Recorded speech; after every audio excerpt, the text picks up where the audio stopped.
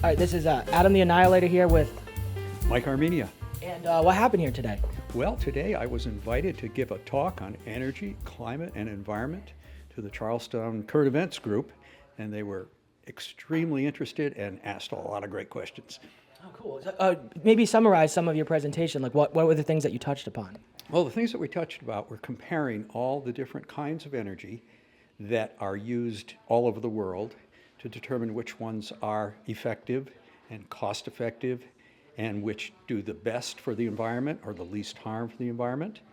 And I've pretty much convinced everybody here to take another look at nuclear because it is very much different nowadays with the newest types of reactors than it was back in the day when we had only these big ones that could melt down.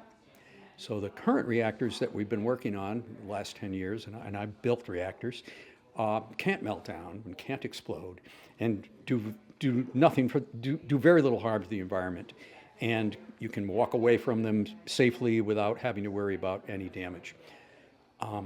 The whole idea of using energy in this country is going to be taking a pretty big turn right now with the new administration because the kinds of things that can be done with shale gas and fracking are very important because gas can reduce CO2 emissions, if you're worried about them, by about 1/2 immediately.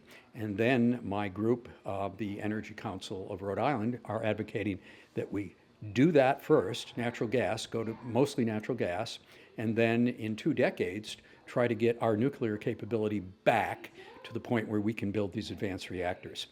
Our current problem is regulation. We have so much regulation that ties our hands that the only country that is really advancing quickly with these small, safe reactors is China.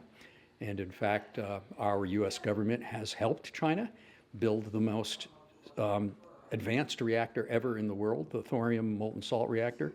It's running now, and it should be only a few years before China can export that. And at that point in time, we've kind of lost our energy dominance because it will be cheap burning thorium instead of uranium. So that's the main message. Okay, and what do you say to people that are kind of scared of the word nuclear? Because it is scary if you don't know. Yeah.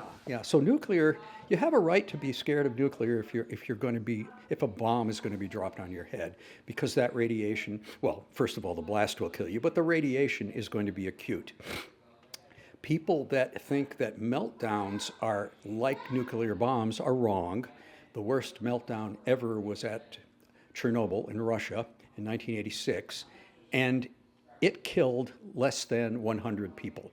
Russia told its firefighters to go in and put out a fire and didn't tell them that it was a nuclear accident, and 52 died within 2 days, and another 50 died within maybe a week.